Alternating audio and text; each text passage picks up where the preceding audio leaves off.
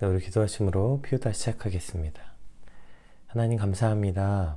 오늘도 말씀 앞으로 부르시고 또 말씀을 통해 우리 삶에 하나님의 놀라운 진리를 선포하게 하시니 감사합니다. 하나님 오늘 선포된 하나님 말씀에 우리가 겸손하고 순종함으로 나아가게 하여 주시옵시고 오늘 하나님의 말씀이 우리 인생의 참 주인이 누구이신지 우리 인생의 스토리에 진짜 드러나고 보여줘야 하는 주인공이 누구이신지 주님 우리가 깊게 깨닫고 오직 그 하나님이 드러나는 삶을 소망하고 꿈꾸는 오늘 우리의 하루가 되게 하여 주시옵소서.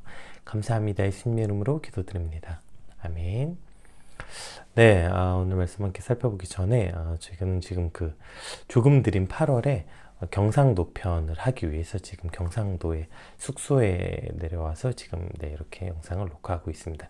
그래서 조금 주변이 바뀌고 또 오늘은 실시간 스트리밍이 아니라 업로드 되는 점 양해 부탁드리겠습니다. 네, 오늘 그럼 함께 살펴볼 말씀 사사기 7장 1절에서 8절까지 말씀 한번 같이 살펴보겠습니다. 사사기 7장 1절에서 8절까지 말씀입니다. 여룻바알이라 하는 기드온과 그를 따르는 모든 백성이 일찍 일어나 하롯셈 곁에 진을 쳤고 미디안의 진영은 그들의 북쪽이요 모레산 앞 골짜기에 있었더라. 여호와께서 기드온에게 이르시되 너를 따르는 백성이 너무 많은즉 내가 그들의 손에 미디안 사람을 넘겨주지 아니하리니 이는 이스라엘이 나를 거슬러 스스로 자랑하기를 내 손이 나를 구원하였다 할까 함이니라. 이제 너는 백성의 귀에 외쳐 이르기를 누구든지 두려워 떠는 자는 길라 산을 떠나 돌아가라 하라 하시니 이에 돌아간 백성이 22,000명이요 남은 자가 10,000명이었더라. 여호와께서 또 기드온에게 이르시되 백성이 아직도 많으니 그들을 인도하여 물가로 내려가라. 거기서 내가 너를 위하여 그들이 시험하리라. 내가 누구를 가리켜 내게 이르기를 이 사람이 너와 함께 가리라 하면 그는 너와 함께 갈 것이요 내가 이르기를 누구를 가리켜 내게 이르기를 이 사람은 너와 함께 가지 말 것이니라 하면 그는 가지 말 것이니라 하신지라.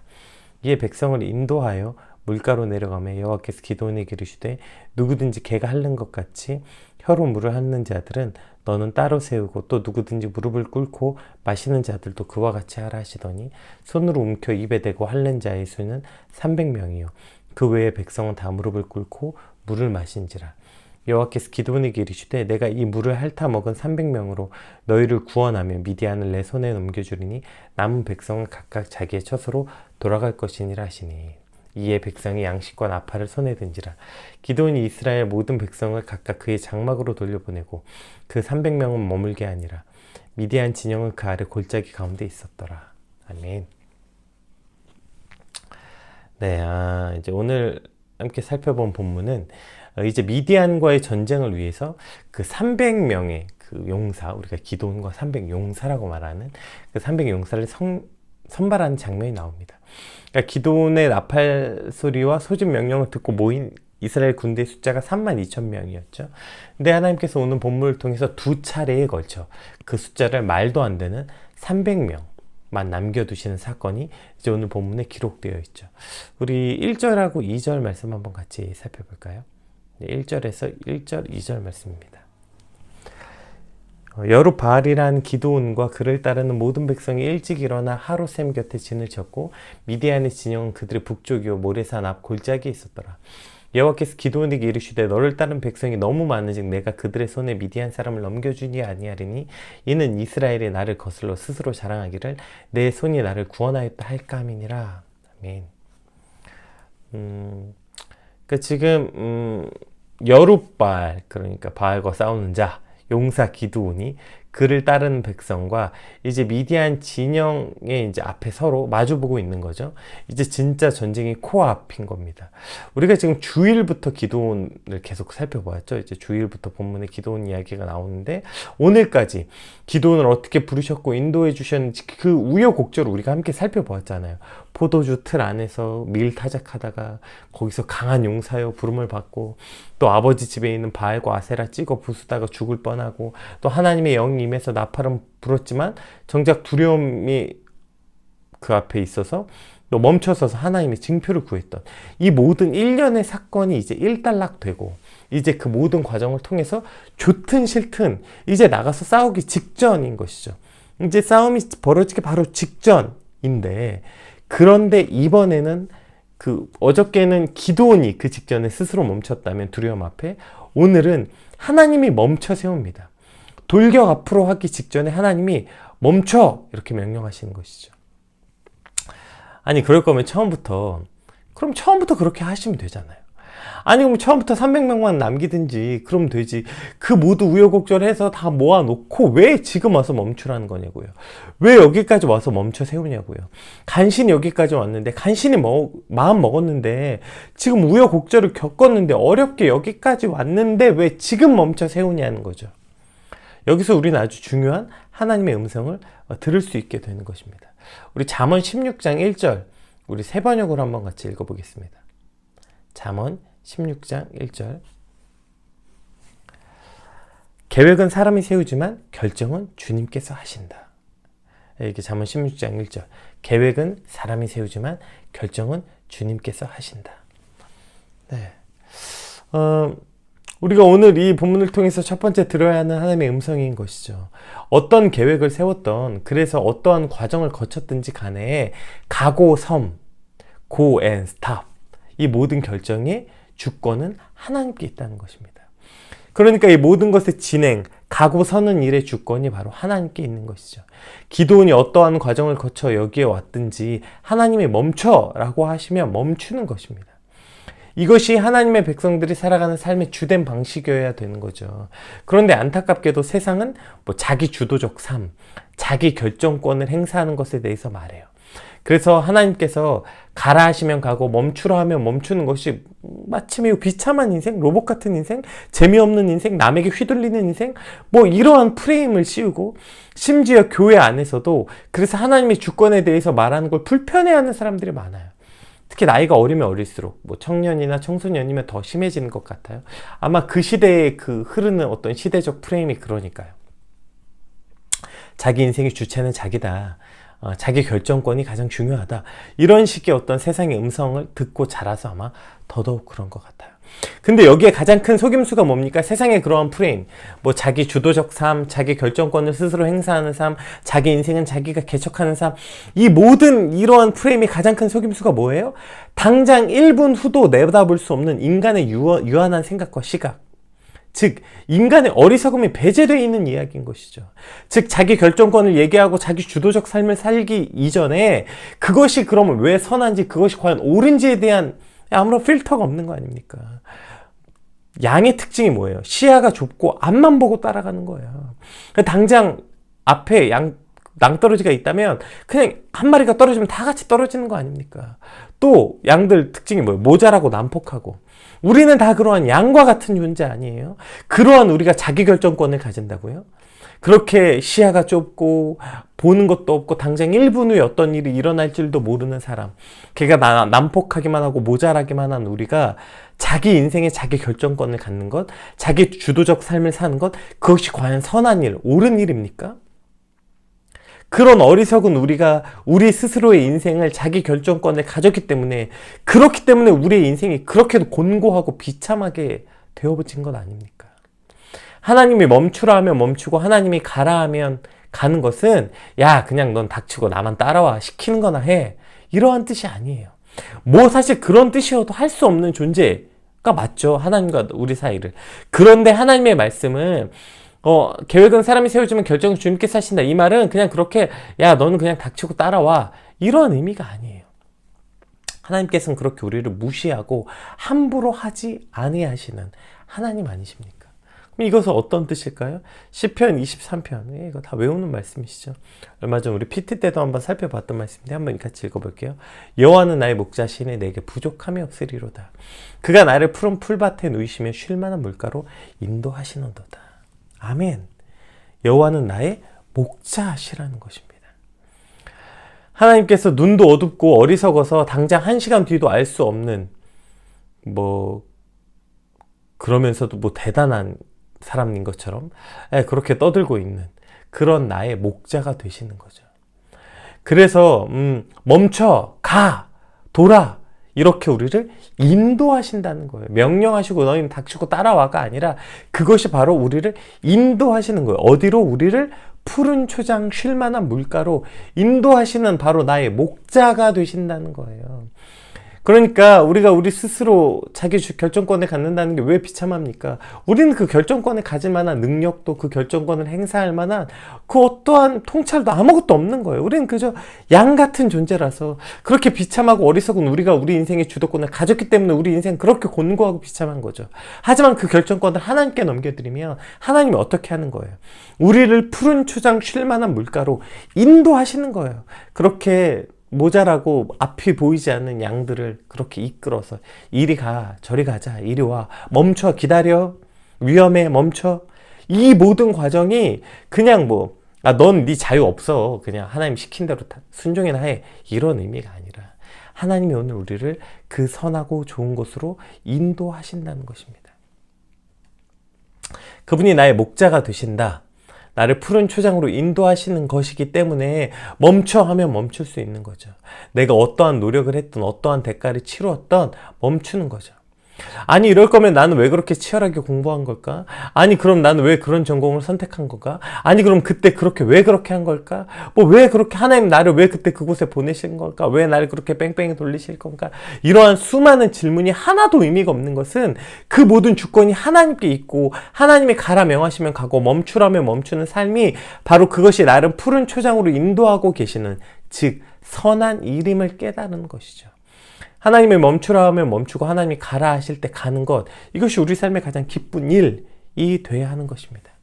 따라서 오늘 기도원이 어떤 우여곡절을 거쳤든지 간에 이제 어렵게 마음먹어서 전쟁을 시작하라고 했지만 하나님께서 멈춰 세우실 때, 그럼 기쁨으로 멈춰 서는 것, 이것이 오늘 우리의 인생이 돼야 하는 것입니다.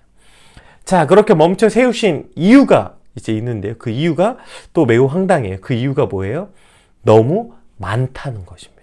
여러분, 지금 미디안의 군대는 메뚜기 때 같아요. 13만이 넘는 그 대군 앞에서 3만 명이 너무 많다고 말씀하시는 거예요. 이게 사실 이제 잘 납득하기가 어렵죠. 우리 3절. 그래서 이제 너무 많아서 돌려보내야 되는데, 자, 이제 두 차례에 걸쳐서 그 3만 2천 명을 돌려보냅니다. 300명을 남기고, 자, 첫 번째 어떠한 절차를 거쳤어요? 3절. 이제 너는 백성의 귀에 외쳐 이르기를 누구든지 두려워 떠는 자는 길라앗산을 떠나 돌아가라 하시니 이에 돌아간 백성이 2만 2천 명이요 남은 자가 1만 명이었더라. 이게 첫 번째로 사람들을 돌려보내시는데 그 조건이 뭐예요? 두려워 떠는 자는 돌아가라는 거예요. 아니, 여러분, 전쟁을 앞두고 게다가 그 메뚜기 떼 같이 많은 그 미디안의 강력한 군대, 숫자로나 강력한 화기로나 군사에 훈련된 정도로나 개개인의 능력으로나 뭐로 봐도 이기기 어려운 이 전쟁을 앞둔 이스라엘이 어떻게 두렵지 않은 자가 있겠어요? 그리고 그 말을 하고 있는 기드온이야말로 늘 두려움에 떨던 사람 아니었어요? 그런데 그 기드온의 입을 통해서 두려운 자들은 돌아가라, 이렇게 말하는 것입니다. 그러니까 여기서 남은 자들과 두려워서 돌아간 자들이 어떠한 차이를 가지고 있는지 볼 수 있는 것이죠. 그러니까 여기서 두려운 자들이 돌아가라고 해서 2만 2천 명이 돌아갔고 남은 자가 이제 1만 명이에요. 자, 그러면 이 남은 1만 명은 두려움을 모르는 어떤 담대한 용사들이었을까요? 기드온도 그렇지 않은데 남은 자들이 무슨 그러한 용사들이었겠어요?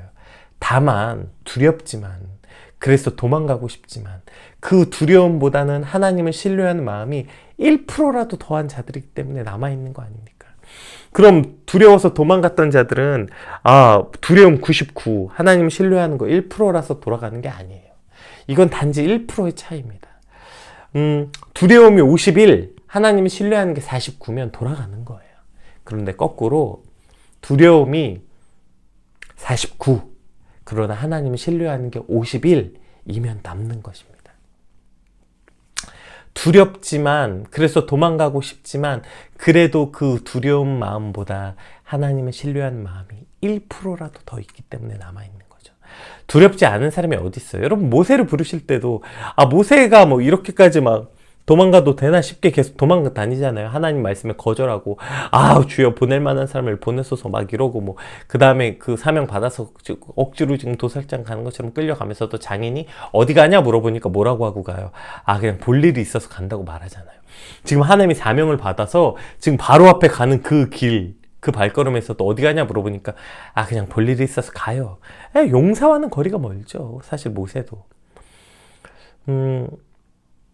백성들 앞에 서는 거, 바로 앞에 서는 거 하나하나 매일 두렵다 못한다 말하지만 결국 그 두려움보다 하나님을 신뢰하는 마음이 그래도 1%는 더 있었기 때문에 모세 역시 나아갔던 것이죠. 그 담대하던 여호수아도 또 계속 우리가 보고 있는 사사기에 세워졌던 사사도 두려워 떨지 않았던 사람이 어디 있습니까? 전쟁을 앞두고 두렵지 않다는 게 사실 이상한 거죠.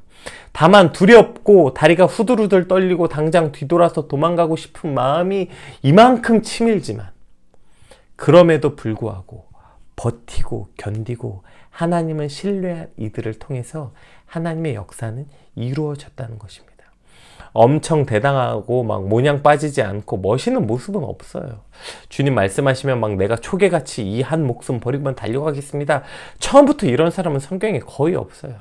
다들 처음에 얼마나 모냥 빠졌어요. 아까 얘기했던 모세도 그렇고 오늘 기드온도 그렇고 다들 두려워 벌벌 떨고 그러한 전형적인 모습이 오늘 기드온이잖아요.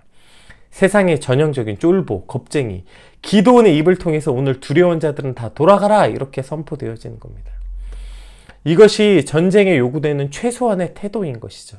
싸움을 잘하고 실력이 있고 무기가 대단하고 이런 거 필요 없어요. 지금 그런 거 필요 없으니까 하나님 다 돌려보내고 계시는 거죠. 그런데 단 한 가지, 이 최소한의 요구하시는 게 그게 뭐예요? 두려워도 도망치지 않는 자. 두려움이 커서 매일매일 도망갈까 고민하지만 발이 막 들썩들썩하지만 그래도 그 두려움보다 하나님을 신뢰하는 마음이 그것보다 1%라도 더 커서 그 두렵고 떨리는 다리를 붙잡고 그 자리에 버티고 견디는 자, 그러한 자들이 남아 있었던 것입니다. 오늘 우리가 구해야 되는 믿음도 이런 거 아닙니까? 대단한 믿음, 세상을 변화시키고 막 하나님의 일을 위해서 막 목숨을 초계같이 던지고 이러한 대단한 믿음을 생각하니까 갈 길이 멀어 보이는 것 같아요. 오늘 우리의 기도는 미디안과 같은 강력한 세상 앞에서 때론 도망치고 적당히 타협하고 항복하고 싶지만 세상의 두려움보다 그래도 하나님을 의지하는 것이 1%라도 더한 믿음. 그래서 최소한 도망치지 않고 버티는 믿음. 여러분, 1%가 별거 아닌 것처럼 보입니까? 처음에 49% 하나님을 신뢰하고 51% 두려움이 있는 자들은 점점 어떻게 해요? 하향 곡선. 시간이 지나면 지날수록 점차 이만한 갭을 갖고 되는 거예요. 그러니까 그 1%의 갭은 나중에 이만한 갭을 갖고 오는 겁니다. 또 거꾸로 49의 두려움이 있지만 하나님을 향한 신뢰가 51%인 사람 역시도 그것이 처음엔 그렇게 서서히 저거 지금 저대로 과연 감당이나 하겠어? 싶어 보이겠지만 뒤로 가면 갈수록 그 신뢰함은 더욱더 커져서 견고한 자리에 이르게 되는 것입니다. 그리고 실제 성경은 그러한 자들을 통해서 하나님의 나라가 이루어져 감을 기록하고 있습니다. 두렵지만 그 두려움보다 하나님을 조금 더 신뢰하는 믿음, 그게 별거 아니고 막 모냥 빠져 보이고 대단해 보이지 않을지라도 하나님은 그러한 믿음을 통해 전쟁을 이끌어 가시고 승리하셨습니다. 오늘 그 미약한 믿음부터 시작하게 하여 주시옵소서. 미약하지만 도망치지 않고 두려워 뒤로 물러나지 않고 그 자리에서 벌벌 떨더라도 눈 꼭 감고 견디고 버티는 믿음을 주시옵소서. 그 믿음으로부터 하나님의 역사가 시작되고 결국 승리하게 될 줄을 믿습니다. 아멘. 우리 4절에서 8절 말씀 한번 같이 살펴볼까요? 여호와께서 또 기드온에게 이르시되 백성이 아직도 많으니 10,000명이 남았는데 아직도 많대요. 그들이 인도하여 물가로 내려가라. 거기서 내가 너를 위하여 그들이 시험하리라. 내가 누구를 가리켜 이르기를 내게 이르기를 이 사람이 너와 함께 가리라 하면 그는 너와 함께 갈 것이요 내가 누구를 가리켜 내게 이르기를 이 사람은 너와 함께 가지 말 것이라 하면 그는 가지 말 것이니라 하신지라. 그러니까 지금 무슨 일이 일어난지도 모르고 어떠한 기준인지도 모르지만 일단 데리고 물가로 갑니다. 이에 백성을 인도하여는 물가로 내려가며 여호와께서 기드온에게 이르시되 누구든지 개가 핥는 것 같이 혀로 물을 핥는 자들은 너는 따로 세우고 또 누구든지 무릎을 꿇고 마시는 자들도 그와 같이 하라 하시더니 손으로 움켜 입에 대고 핥는 자의 수는 300명이요 그 외에 백성은 다 무릎을 꿇고 마신지라.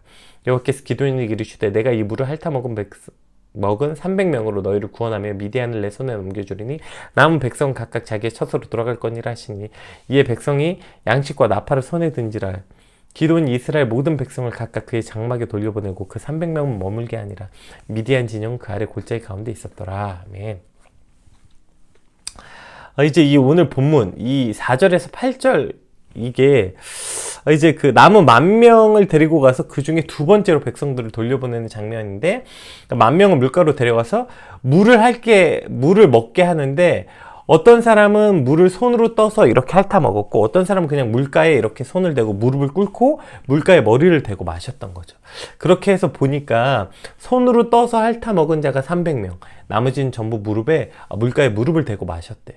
그래서 그 나머지 9,700명은 다 돌려보내라 이거죠.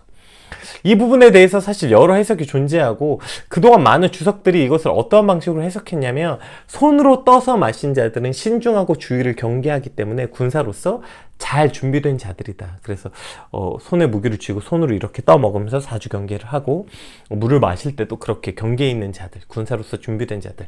그러나 아무리 목이 마르다고 해서 물가에 그냥 무릎을 대고 이렇게 머리를 쳐박고 먹으면 무기를 손에서 다 놓게 되고, 준비되지 않은 그러한 준비되지 않은 군대였기 때문에 9,700명은 돌아간 것이다. 이러한 식의 해석이 사실 많은 주석에 이제 써 있습니다. 그런데 이러한 해석은 오늘 본문에 대한 아주 중요한 큰 내용의 왜곡을 가져오는 것 같아요. 오늘 본문 2절이 오늘 300명이 남은 이유거든요. 그러니까 사실 오늘 본문을 관통하는 가장 중요한 그 구절이 바로 2절인데요. 2절 한번 읽어볼까요? 여호와께서 기드온에게 이르시되 너를 따르는 백성이 너무 많은즉, 자 300명을 왜 남겼어요? 내가 그들의 손에 미디안 사람을 넘겨주지 아니하리니 이는 이스라엘이 나를 거슬러 스스로 자랑하기를 내 손이 나를 구원하였다 할까 함이니라.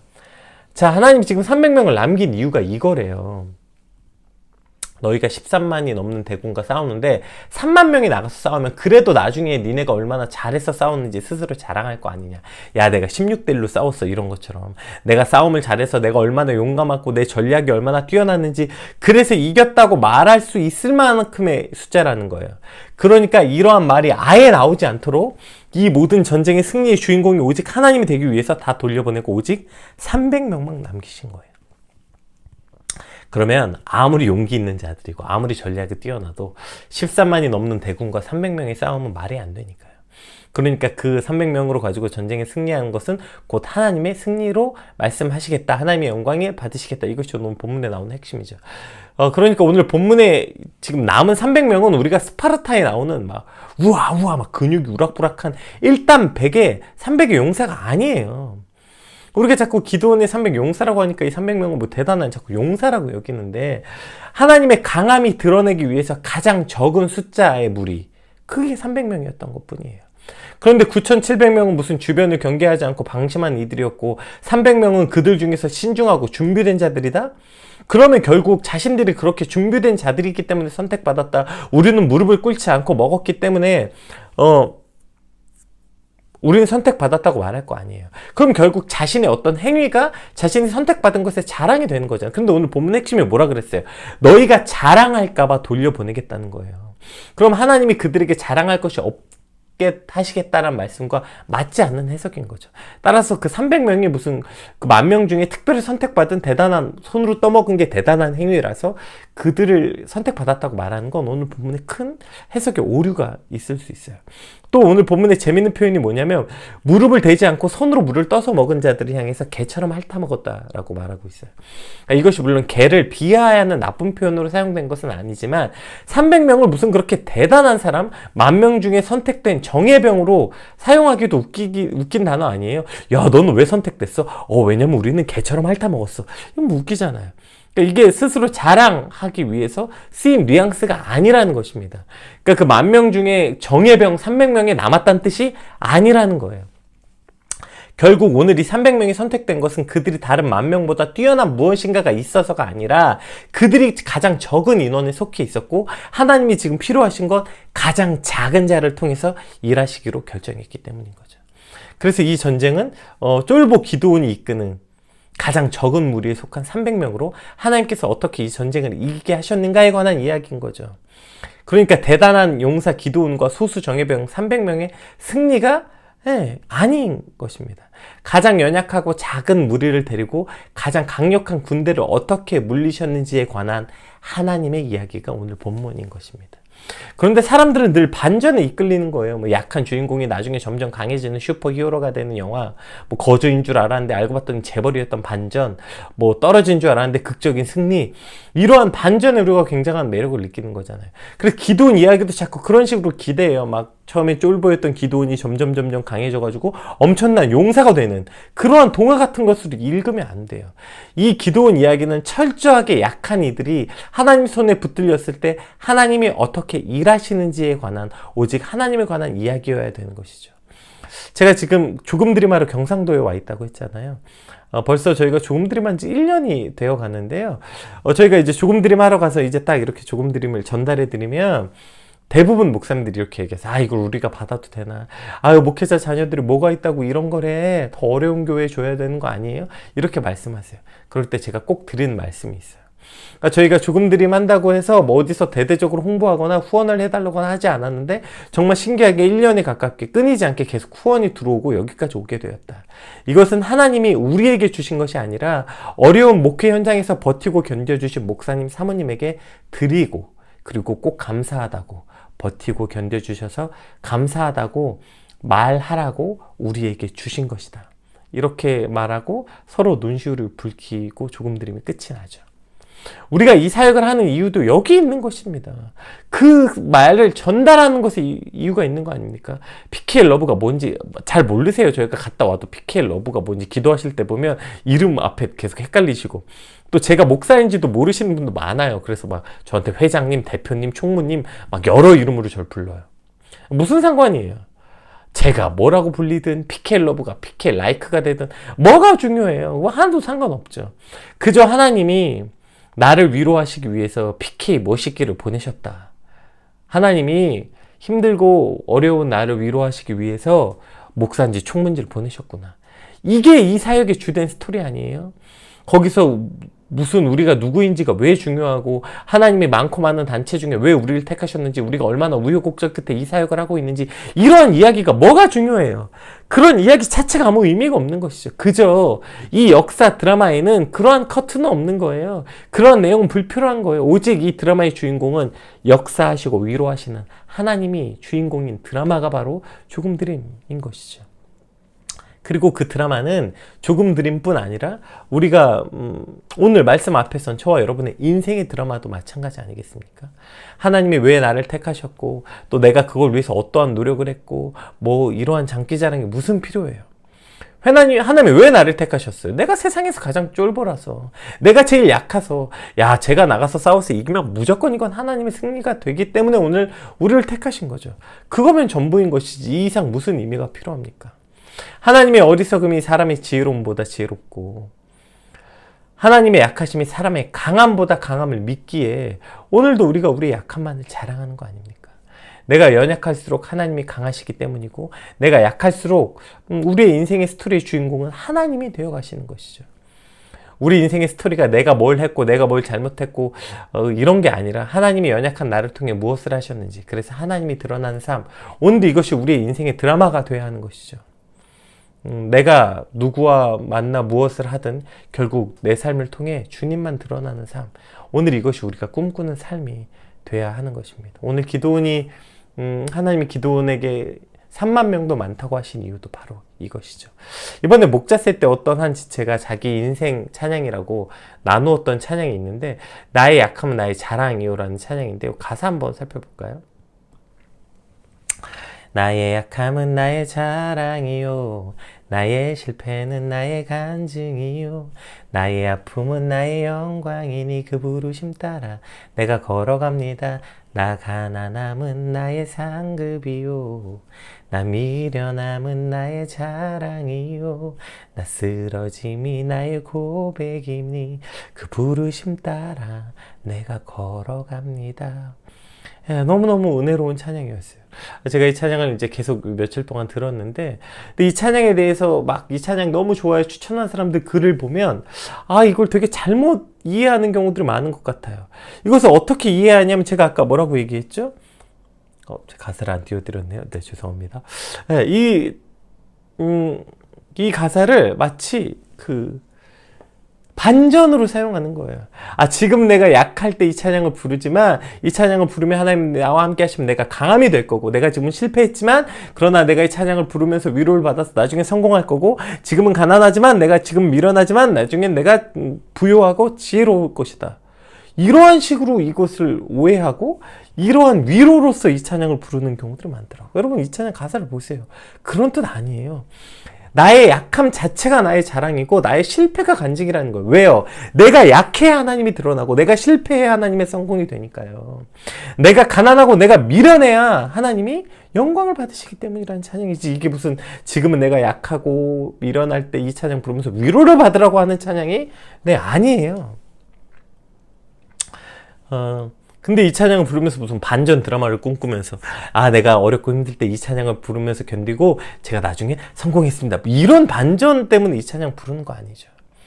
지금 가난하고 실패했지만 딛고 일어서 결국 해냈다, 이런 의미로 이 찬양을 이해하면 안 되는 것입니다.